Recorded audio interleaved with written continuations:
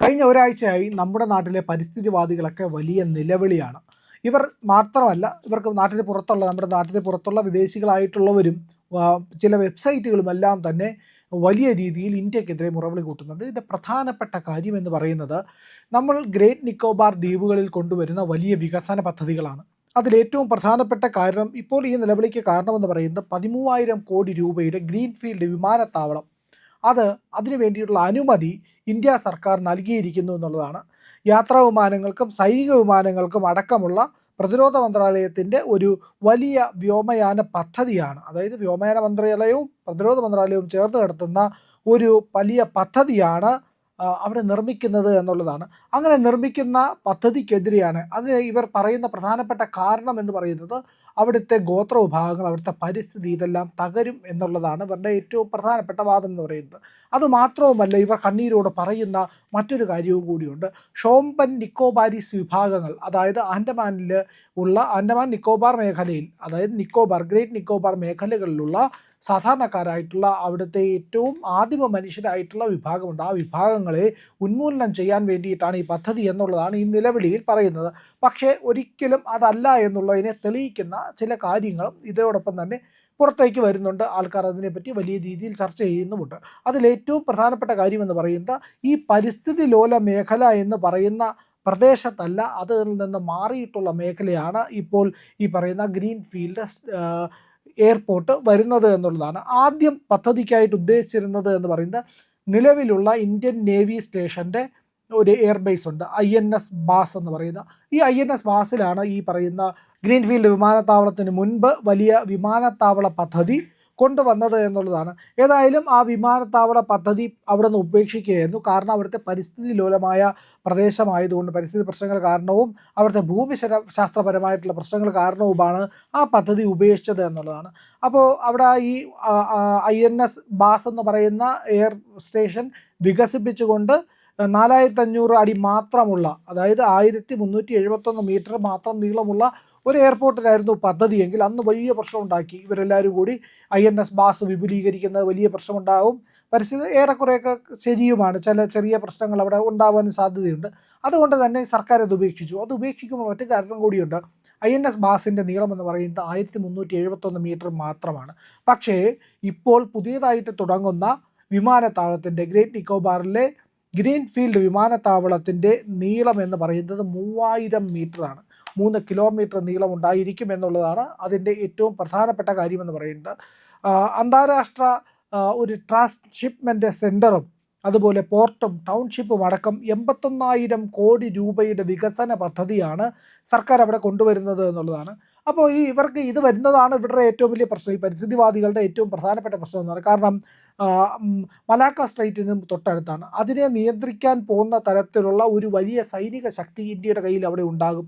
അതുമാത്രവുമല്ല, ഈ transhipment port ഇവിടെ വരുന്നതോടുകൂടി Colombo, Singapore, Dubai പോർട്ടുകളെ ആശ്രയിക്കാതെ നേരെ ഇവിടെ വന്ന് മലാക്ക സ്ട്രൈറ്റ് കടന്ന് പോകാൻ കഴിയുന്ന ഒരു സംവിധാനം ഉണ്ടാകുമെന്നുള്ളതാണ്. അതാണ് ഇവരെ ഏറ്റവും അധികം ഭയപ്പെടുത്തുന്നത്, വിദേശികളെ ഭയപ്പെടുന്നത്. കാരണം ഇന്ത്യക്ക് വലിയ വിദേശ നാണ്യമുണ്ടാകും, ഇന്ത്യയുടെ വികസനം സാധ്യമാകും, വലിയ തോതിൽ ഇന്ത്യക്ക് ലാഭമുണ്ടാകും, വളർച്ചയുണ്ടാകും. ഇതൊക്കെയാണ് പ്രശ്നം. പക്ഷേ ഈ വിവാദത്തിന് കാരണമായ ഷോംപനുകൾ, ആ ഷോംപനുകൾക്ക് എന്താണ് സംഭവിക്കുക? അവരെ മൊത്തമായിട്ട് ഉന്മൂലനം ചെയ്യപ്പെടുമോ? അവരോട് മോദി സർക്കാർ എന്ത് നിലപാടാണ് എടുക്കുന്നത്? അവരുടെ പ്രശ്നങ്ങൾ എന്തൊക്കെയാണ്? അവരെ എന്തെങ്കിലും ബാധിക്കുമോ? ഇങ്ങനെയുള്ള കാര്യങ്ങളൊക്കെ വരുന്നുണ്ട്. പ്രത്യേകിച്ച് അവരെയൊന്നും ബാധിക്കാൻ പോകുന്നില്ല എന്നുള്ളതാണ് ഏറെ പ്രധാനപ്പെട്ട കാര്യം. കാരണം അവരുടെ ആവാസ വ്യവസ്ഥയിൽ നിന്ന് പുറത്തായിട്ടുള്ള പ്രദേശത്താണ് ഈ പറയുന്ന ഗ്രീൻഫീൽഡ് എയർപോർട്ട് വരുന്നത്. അവർ ഉൾക്കാടുകളിലാണ് കഴിയുന്നത്. സമുദ്രമേഖലയെ ആശ്രയിച്ചല്ല ഇവരുടെ ജീവിതം പോകുന്നത് എന്നുള്ളത് ഏറ്റവും പ്രധാനപ്പെട്ട കാര്യമാണ്. സമുദ്രത്തിൽ വന്ന് സമുദ്രത്തിൻ്റെ വിഭവങ്ങൾ ഉപയോഗിക്കുക, ഇല്ലെങ്കിൽ ബോട്ടുകളോ വള്ളങ്ങളോ ഒക്കെ ഉണ്ടാക്കി ഇങ്ങനെ മീൻ പിടിക്കാൻ പോവുക, അങ്ങനെയുള്ള കാര്യങ്ങളൊന്നും അല്ല ഷോംപനുകൾ ചെയ്യുന്നത്. ഷോംപനുകൾ വളരെ ലളിതമായിട്ടുള്ള ജീവിതമാണ് നയിക്കുന്നത്.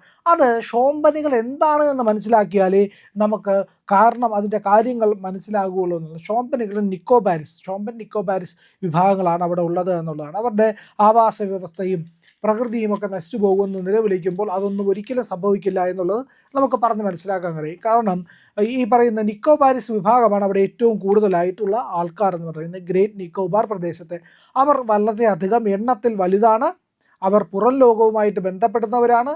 നമ്മുടെ ഉപഭൂഖണ്ഡത്തിൽ, അതായത് നമ്മുടെ ഇന്ത്യയിൽ, നമ്മുടെ നാട്ടിൽ, കേരളത്തിലൊക്കെയുള്ള ഗോത്ര വിഭാഗങ്ങളെ പോലെയുള്ള ഒരു പ്രാചീന ഗോത്ര വിഭാഗമാണ് നിക്കോബാരിസ് എന്നുള്ളതാണ്. അതുമാത്രവുമല്ല, ഈ പറയുന്ന അവർക്ക് സാധാരണ ജനങ്ങളുമായിട്ട് ഇടപെടാറുണ്ട്. അവർ ഈ പറയുന്ന മേഖലയിലെ നഗരപ്രദേശങ്ങളിലോട്ടൊക്കെ വരാറുണ്ട്, സാധാരണ മനുഷ്യരുമായി ഇടപെടാറുണ്ട്. അവരവരുടെ ജീവിതവൃത്തികൾ മറ്റു തൊഴിലിലേർപ്പെട്ടൊക്കെ കണ്ടെത്താറുണ്ട്. ഗോത്ര ശൈലിയിൽ മാത്രമല്ല അവർ ജീവിക്കുന്നത്. അങ്ങനെ ഒരുപാട് കാര്യങ്ങളുണ്ട്. അപ്പോൾ ഈ ഷോമ്പന് പക്ഷേ അത് മാത്രമല്ല, ഷോമ്പൻ വിഭാഗങ്ങൾക്ക് വളരെയധികം പ്രത്യേകതകളുണ്ട്. അപൂർവമാണ്. ഇവരുടെ എണ്ണം വളരെ കുറവാണ് എന്നുള്ളതാണ്, പരിമിതമായിട്ടുള്ള എണ്ണം. അതുകൊണ്ട് തന്നെ ഇവർ ഉൾക്കാടുകളിലാണ് കഴിയുന്നത്. ഈ പദ്ധതിയിൽ നിന്ന് എത്രയോ അകലെയാണ്. ഈ പദ്ധതി തീരത്താണ്, ഈ ഗ്രേറ്റ് നിക്കോബാർ ദ്വീപ് പ്രദേശത്തിൻ്റെ തീരപ്രദേശത്താണ് ഈ പദ്ധതി വരുന്നത്. എന്നാൽ ഈ പറയുന്ന കാടുകൾ എന്ന് പറയുന്നത് ഉൾക്കാടുകളാണ്. അത് വലിയ വിസ്തൃതമായ പ്രദേശത്തെ ഉൾക്കാടിനുള്ളിലാണ് അവർ. ആ മേഖലയെ ബാധിക്കുന്നേയില്ല. ഈ പ്രശ്നത്തെ അഭിമുഖീകരിക്കാൻ വേണ്ടിയിട്ട് സർക്കാർ പദ്ധതിയിൽ ഇവരുടെ മേഖലകളെയും സാധാരണ മേഖലയും തമ്മിൽ തിരിച്ചുകൊണ്ടാണ് ഈ സംവിധാനമെല്ലാം ഒരുക്കുന്നതും ഡെവലപ്മെൻറ്റ് കൊണ്ടുവരുന്നതുമൊക്കെ. അവരുടെ ജീവിതവും ജീവിത മാർഗവും മറ്റു കാര്യങ്ങളും എല്ലാം തൃപ്തികരമായ വിധം സംരക്ഷിച്ചുകൊണ്ടാണ് ഇന്ത്യ മുന്നോട്ട് പോകുന്നത്. അതിനും ചില കാരണങ്ങളുണ്ട് എന്നുള്ളതാണ്. കാരണം ഇന്ത്യയുടെ ആദിമമായിട്ടുള്ള സംസ്കൃതിയുടെയും ചരിത്രത്തിൻ്റെയും ഒക്കെ ശേഷിപ്പുകൾ ഇന്നും അവരുടെ സംസ്കാരത്തിലുണ്ട്. അതിനെ സംരക്ഷിക്കേണ്ടത് ഇന്ത്യയുടെ ആവശ്യമാണ്. ഈ വിദേശ പരിസ്ഥിതിവാദികൾ വെറുതെ മുതലക്കണ്ണീരൊഴുക്കുമ്പോൾ ഇന്ത്യക്ക് ഇന്ത്യയുടെ ആവശ്യം എന്താണെന്ന് കൃത്യമായിട്ട് അറിയാമെന്നുള്ളതാണ്. ഇവരുടെ ഭക്ഷണ രീതികൾ, ഭാഷ, സാമൂഹിക ഘടന, ഇതൊക്കെ തന്നെ സാധാരണ വിഭാഗങ്ങളിൽ നിന്ന്, അതായത് ഈ നിക്കോബാരിസ് വിഭാഗങ്ങളിൽ നിന്ന് വളരെയേറെ വ്യത്യാസപ്പെട്ടിരിക്കുന്നു എന്നുള്ളതാണ്. ഇവരുടെ പ്രധാനമായിട്ടുള്ള ജീവിത രീതി എന്ന് പറയുന്ന വേട്ടയാടലുകളാണ്. കാട്ടുപന്നികൾ, മാനുകൾ തുടങ്ങിയവയൊക്കെ വേട്ടയാടിയും ഈ പറയുന്ന ചെറിയ അരുവികളിൽ നിന്ന് മീനുകളെയും ഞണ്ടുകളെയും ഒക്കെ പിടിച്ചുമാണ് ഇവർ ജീവിക്കുന്നത് എന്നുള്ളതാണ്. അതുപോലെ കാട്ടുചേന, കാച്ചിൽ, കിഴങ്ങുകൾ, പഴങ്ങൾ, തേൻ, ഇതൊക്കെയാണ് ഇവർ ഭക്ഷണമാക്കുന്നത്. ഇതൊക്കെ ചെറിയ രീതിയിൽ ഇവർ കൃഷി ചെയ്യുന്നുണ്ട്. അതുമാത്രവുമല്ല, ഇവരോട് അടുത്തിടപഴകുന്ന ഗോത്ര വിഭാഗങ്ങൾ, നിക്കോബാരിസ് പോലുള്ള വിഭാഗങ്ങൾക്ക് ഇവയൊക്കെ വ്യാപാരത്തിലും നൽകാറുണ്ട്. അതുപോലെ ഈ പറയുന്ന പന്താനസ് എന്ന് പറയുന്ന ഒരു തരം സസ്യവും ഇവർ കൃഷി ചെയ്തെടുക്കുന്നു എന്നുള്ളതാണ് ഇവരുടെ ഏറ്റവും പ്രധാനപ്പെട്ട കാര്യം.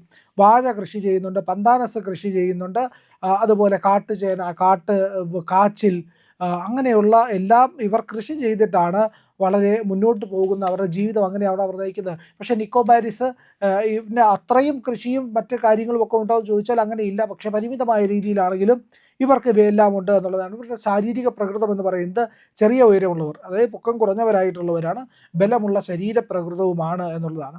അപ്പോൾ ഷോമ്പനുകളെ ഇന്ത്യ വേട്ടയാടുമ്പോൾ ഒരു കാരണവശാലും വേട്ടയാടില്ല. ഇതിനെ 2 സോണുകളായിട്ട് തിരിച്ചുകൊണ്ടാണ് അവിടുത്തെ നിർമ്മാണ പ്രവർത്തനമായാലും അവിടുത്തെ ഈ പറയുന്ന ഡെവലപ്മെൻറ്റും എല്ലാം നടത്തുന്നത്. ഇവരുടെ ജീവിതവുമായിട്ട് ഒരിക്കലും ബന്ധപ്പെടുകയോ അവരുടെ ജീവിതത്തെ ഏതെങ്കിലും തരത്തിൽ ബാധിക്കുകയോ ചെയ്യുന്നില്ല എന്ന് ഉറപ്പുവരുത്തിക്കൊണ്ടാണ് സർക്കാർ മുന്നോട്ട് പോകുന്നത്. അതിനു വേണ്ടിയിട്ട് പ്രത്യേക തരത്തിൽ അവിടുത്തെ സംവിധാനങ്ങളെ ക്രമീകരിക്കാനും വികസന പദ്ധതികൾ നടപ്പിലാക്കുന്നതിന് വേണ്ടിയിട്ടുള്ള ഈ പറയുന്ന പ്ലാനുകളും സർക്കാർ സ്വീകരിച്ചിട്ടുണ്ട് എന്നുള്ളതാണ്. ഈ ഷോമ്പനുകളുടെ വസ്ത്രധാരണത്തിൽ പോലും നമ്മളെക്കാൾ ഏറെ വ്യത്യാസപ്പെട്ടിരിക്കുന്നു. അതുകൊണ്ട് തന്നെയാണ് നമുക്ക് മനസ്സിലാക്കാം അവർ എത്രത്തോളം നമ്മളിൽ നിന്ന് അകലെയാണ് ജീവിക്കുന്നത് എന്നുള്ളത്. അവർ മരവുരിയും ഇലകളുമൊക്കെയാണ് പ്രധാനമായിട്ടും, ഇല്ലെങ്കിൽ മൃഗത്തോല് ഒക്കെയാണ് അവർ പ്രധാനമായിട്ടും വസ്ത്രമായി ധരിക്കാറുള്ളതാണ്. അപ്പോൾ ഷോമ്പനുകളെ പറ്റി പറഞ്ഞു വരുമ്പോൾ അത് മാത്രവുമല്ല, ചിലർ തെറ്റിക്കൊണ്ട് പറയുന്നത് സെൻറ്റിനൽസിനെ ഉപദ്രവിക്കാനും കൂടി പോകുന്നു. ലോകത്തിലെ ഏറ്റവും ഒറ്റപ്പെട്ട മനുഷ്യരാണ് സെൻറ്റിനൽസ്. ആ സെൻറ്റിനൽസിൻ്റെ ജീവിതത്തിലേക്ക് ഇതാ ഇന്ത്യ കടന്നു കയറുന്നു, ഇന്ത്യയുടെ സർക്കാർ ചെല്ലുന്നു, സൈന്യം ചെല്ലുന്നു എന്നൊക്കെ പറഞ്ഞുകൊണ്ടാണ് ഇവർ കരയുന്നത്. സെൻറ്റിനൽസ് ഉണ്ട്, ആ സെൻറ്റിനൽസിൻ്റെ ജീവിതം പോവും. അത് ആൻഡമാനിലാണ്. ആൻഡമാൻ വേറെ പ്രദേശത്താണ്, നിക്കോബാർ വേറെയാണ്. ഇവ തമ്മിലുള്ള വ്യത്യാസം പോലും തിരിച്ചറിയാതെ ഇതിനു വേണ്ടി സോഷ്യൽ മീഡിയയിൽ അടക്കം നിലവിളിക്കുന്നുണ്ട്. നമ്മുടെ പ്രതിപക്ഷ നേതാവ് രാഹുൽ ഗാന്ധി അവിടെ പോയിട്ട് സന്ദർശിക്കുകയൊക്കെ ചെയ്തു ഈ പറയുന്ന പ്രദേശമൊക്കെ, ഗ്രേറ്റ് നിക്കോബാർ മേഖലയിലൊക്കെ. എന്നിട്ട് ഇതൊക്കെ പ്രകൃതിയൊക്കെ തകർക്കാൻ പോവുകയാണ് എന്ന് വലിയ വായിൽ നിലവിളിക്കുകയൊക്കെ ചെയ്തു. ശരിക്കും പറഞ്ഞാൽ അങ്ങനെയൊന്നുമല്ല ഇത് സംഭവിക്കുന്നത്. ഏറ്റവും ചെറിയ ഒരു പ്രദേശം എടുത്തുകൊണ്ടാണ് ഈ വികസന പ്രവർത്തനങ്ങൾ നടക്കുന്നത്. എന്നാൽ വികസന പ്രവർത്തനം ശരിയായ രീതിയിലും ശാസ്ത്രീയമായിട്ട് മുന്നോട്ട് കൊണ്ടുപോവുക എന്നുള്ളത് സർക്കാർ കൃത്യമായി പറയുന്നുമുണ്ട് എന്നുള്ളത്. അപ്പോൾ സെൻറ്റിനൽസ് എവിടെയാണുള്ളത്? അവർ ആൻഡമാനിലാണ്. അവർ ഏത് വിഭാഗമാണ്? അവർ ആഫ്രിക്കൻ വംശത്തിൻ്റെ പിന്മുറക്കാരാണ്. ആഫ്രിക്ക വഴി ഇന്ത്യയിലേക്ക് എത്തിയ, ഇല്ലെങ്കിൽ ഈ പ്രദേശത്തേക്ക് എത്തിയ ആൾക്കാരാണ് എന്നുള്ളതാണ്. അതുപോലെ തന്നെ ഷോമ്പനികൾ എന്ന് പറയുന്നത് തെക്ക് കിഴക്കൻ ഏഷ്യയിൽ നിന്നുള്ള നമ്മുടെ ഈ പറയുന്ന അനുബന്ധമായി കിടക്കുന്ന മേഖലകളുണ്ടല്ലോ, മലേഷ്യ, ഈ പറയുന്ന മ്യാൻമാർ, തായ്ലാൻഡ്, ഇങ്ങനെ കിടക്കുന്ന ഈ ഇന്ത്യ ഉൾപ്പെടെയുള്ള മേഖലയുടെ തെക്ക് കിഴക്കൻ ഏഷ്യയുടെ ഭാഗമായിട്ടുള്ള പ്രദേശത്തിൻ്റെ മുൻ തലമുറയിൽ നിന്ന് വേരറ്റ് പോകാതെ, ഇല്ലെങ്കിൽ സങ്കലനം ചെയ്തു പോകാതെ ഇരിക്കുന്ന ഒരു വിഭാഗമാണ് എന്നുള്ളതാണ്. അവ തമ്മിൽ വലിയ വ്യത്യാസമുണ്ട്. സെൻറ്റിനൽസ് ഏറ്റവും പഴകിയ ഇല്ലെങ്കിൽ ഒറ്റപ്പെട്ട ഒരു ഗോത്ര വിഭാഗത്തിൻ്റെ ഇന്നത്തെ ആൾക്കാരാണ്. അവർക്ക് മനുഷ്യരുമായിട്ട് യാതൊരു ബന്ധവുമില്ല. അവർക്ക് ഇന്നത്തെ നിലയിൽ നമ്മൾ മെയിൻ ലാൻഡിൽ ജീവിക്കുന്ന ഈ ഇന്ത്യക്കാരെ പോലെ ഇല്ലെങ്കിൽ മറ്റേതെങ്കിലും വിഭാഗത്തിൽപ്പെട്ട ഈ ഇന്നത്തെ ആധുനിക മനുഷ്യരുമായിട്ട് യാതൊരു ബന്ധവുമില്ല. അവരുടെ ജീവിതം പോകുന്നതെന്ന് പറഞ്ഞു കഴിഞ്ഞാൽ ഇന്നും ഗോത്ര സംസ്കൃതിക്ക് അനുസൃതമായിട്ട് മാത്രമാണ്. അവരുടെ ജീവിതത്തെ ക്രമത്തെ പറ്റി ഇപ്പോൾ നമ്മൾ ഷോമ്പനുകളെ പറ്റി മനസ്സിലാക്കിയതുപോലെ ഷോമ്പൻ്റെ ആഹാരം, അവരുടെ സംസ്കാരം, അവരുടെ രീതികൾ, അവരുടെ ദൈനംദിന ജീവിതമാർഗം, ഇതിനെപ്പറ്റി ഒന്നും തന്നെ നമുക്ക് അറിയുന്നത് പോലെ സെൻറ്റിനൽസിൻ്റെ ജീവിതത്തെ പറ്റി അറിയാൻ കഴിയില്ല. അവിടേക്ക് ചെന്നവരെ ബൈബിളൊക്കെ പ്രചരിപ്പിക്കാൻ വേണ്ടി പലരും അവിടെ ചെന്നു. അവരെയൊക്കെ അവർ തന്നെ അമ്പ് ചെയ്ത് കൊല്ലുകയാണ് ഉണ്ടായത് എന്നുള്ളതാണ്.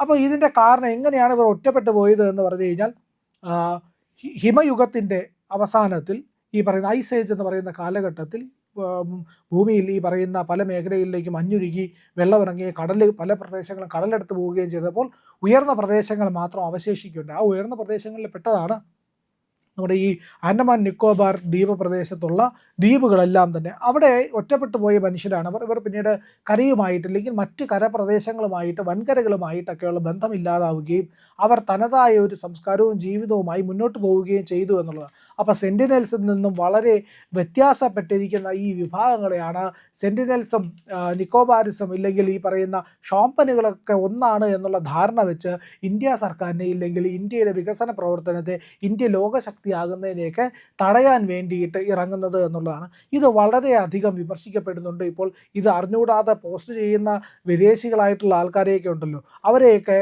ഇന്ത്യക്കാരായിട്ടുള്ളവർ ചെന്ന് നല്ല രീതിയിൽ കമൻ്റ് ഇടുകയും നല്ല രീതിയിൽ കളിയാക്കുകയൊക്കെ ചെയ്യുന്നുണ്ട്. അപ്പോൾ പലരും പോസ്റ്റുകളൊക്കെ ഡിലീറ്റ് ചെയ്തു പോവുകയാണ്. എങ്കിലും ഇൻ്റർനാഷണൽ സൈറ്റുകളിൽ ഈ പറയുന്ന പ്രധാനപ്പെട്ട പരിസ്ഥിതി സൈറ്റുകളിലൊക്കെ തന്നെ ഇന്ത്യക്കെതിരായിട്ട് ഈ ലേഖനങ്ങൾ വരുന്നുണ്ട്. വലിയ പരിസ്ഥിതി മനുഷ്യൻ്റെ ആദിമ മനുഷ്യൻ്റെ ചരിത്രത്തിൻ്റെ ബാക്കി പത്രത്തെ തുടച്ചു നീക്കാൻ പോകുന്നു ഇന്ത്യ എന്ന തരത്തിലൊക്കെയുള്ള വ്യാജ പ്രചരണങ്ങൾ നടത്തുന്നുണ്ട് എന്നുള്ളത്. അപ്പോൾ എന്തായാലും ഈ സെൻറ്റിനൽസ് എന്ന് പറയുന്ന വടക്കൻ സെൻറ്റിനൽ ദ്വീപുകളിലാണ് ജീവിക്കുന്നത്. അവർക്ക് പുറലോകമായിട്ട് യാതൊരു ബന്ധവുമില്ല എന്നുള്ളതാണ്. ഷോമ്പനുകൾക്കുള്ള ബന്ധം പോലും ഈ പറയുന്ന നിക്കോബാരിസ് എന്ന് പറയുന്ന വിഭാഗമാണ് നമ്മുടെ സാധാരണ മെയിൻലാൻഡിലെ മോഡേൺ മനുഷ്യനുമായിട്ട് ബന്ധപ്പെട്ട് ജീവിക്കുന്നവർ. അവർക്കുള്ള അത്രയും ഷോമ്പനുകൾക്കില്ല. ഷോമ്പനുകൾക്കുള്ളതിൻ്റെ അത്ര പോലും ഒരു ബന്ധവും ഈ പറയുന്ന സെൻറ്റിനൽസിന് സാധാരണ ഇപ്പോഴത്തെ ആധുനിക മനുഷ്യനുമായിട്ട് ബന്ധമില്ല എന്നുള്ളതാണ്. അവർ ആൻഡമാൻ്റെ പ്രദേശത്താണുള്ളതെങ്കിൽ ഇവർ ഷോമ്പനുകൾ നിക്കോബാർ പ്രദേശത്താണുള്ളത് എന്നുള്ളതാണ് ഇതിൽ ഏറ്റവും വലിയ വ്യത്യാസമെന്ന് പറയുന്നത്. രണ്ട് ദിശയിലാണ് എന്ന് പോലും മനസ്സിലാക്കാതെ പരിസ്ഥിതി പ്രവർത്തകർ വലിയ ആരോപണങ്ങൾ ഉന്നയിക്കുന്നു എന്നുള്ളതാണ് ഇതിനകത്ത് ഏറ്റവും ഇപ്പോൾ വിമർശിക്കപ്പെടുന്ന കാര്യമെന്ന് പറയുന്നത്. അപ്പോൾ ഇന്ത്യയുടെ വികസനത്തെ ഏത് വിധേനയും ഇല്ലാതാക്കാനുള്ള ശ്രമമാണ് നടക്കുന്നത് എന്ന് മാത്രമാണ് നമുക്ക് ഇതിൽ പറയാനുള്ളത്. അതുകൊണ്ട് തന്നെയാണ് നമ്മളുടെ ഈ പറയുന്ന വിഭാഗങ്ങളെയൊക്കെ ഇന്ത്യ കൃത്യമായി സംരക്ഷിക്കുന്നുണ്ട്. അവർക്ക് നല്ല ജീവിതം ഉറപ്പുവരുത്തുന്നുണ്ട്. അവരുടെ ഈ പറയുന്ന നിക്കോബാരിസുകളുടെ ജീവിതത്തിന് മുന്നോട്ട് പോകാൻ വേണ്ടിയുള്ള സഹായങ്ങളും അവർക്ക് വേണ്ടിയുള്ള പ്രത്യേക പദ്ധതികളും ഇന്ത്യ സർക്കാർ നടപ്പിലാക്കുന്നുമുണ്ട്. അപ്പോൾ ഇന്ത്യ വൻശക്തിയാകുന്നത് പാടില്ല എന്നുള്ളത് വെച്ചിട്ടാണ് ഇന്ന് നമ്മുടെ നാട്ടിൽ പരിസ്ഥിതി പ്രവർത്തകർ എപ്രകാരം പലപ്പോഴും ഇന്ത്യ വിരുദ്ധമായിട്ടുള്ള നിലപാടുകൾ എടുക്കുന്നതോ അതിന് സമാനമായി അന്താരാഷ്ട്ര തലത്തിൽ നിന്നുള്ള സമ്മർദ്ദങ്ങളും പ്രഷറുകളും കൊണ്ടുവരാൻ വേണ്ടി ശ്രമിക്കുന്നത്. അതിനെ തകർക്കുക, ചെറുത്തു തോൽപ്പിക്കുക എന്നുള്ളതാണ് ഓരോ ഇന്ത്യക്കാരൻ്റെയും കർത്തവ്യം. പ്രിയമുള്ളവരെ, നമ്മുടെ ചാനൽ ഒരുപാട് പേർ കാണുന്നുണ്ട്. കാണുന്നവരോടെല്ലാം നമുക്ക് വലിയ സ്നേഹവുമുണ്ട്. അവരൊക്കെ നമ്മുടെ ചാനലിനെ കുറിച്ച് ഒരുപാട് പേരോട് പറയുന്നുമുണ്ട്. പക്ഷേ ഒരു കാര്യം, നമ്മൾ കാണുന്നവരുടെ എണ്ണം അനുസരിച്ച് ചാനലിൻ്റെ സബ്സ്ക്രിപ്ഷൻ കൂടുന്നില്ല. എന്താ കാര്യം എന്നറിയാമോ? നമ്മൾ കണ്ടിട്ട് അങ്ങ് പെട്ടെന്ന് തിരിച്ചു പോവുക. പക്ഷേ കണ്ടതിന് ശേഷം ഒരു നിമിഷം നിൽക്കുക. നമ്മുടെ ചാനലിൻ്റെ IND എന്ന് പറയുന്ന ലോഗോ ഇല്ലേ, അവിടെ ഒന്ന് വിരലമർത്തിയാൽ ചാനലിൻ്റെ ഫീഡ് തുറന്നു വരും. അവിടെ സബ്സ്ക്രൈബ് എന്നൊരു നീല നിറത്തിലുള്ള ബാറുണ്ട്. അവിടെ ജസ്റ്റ് ഒന്ന് തൊടുക.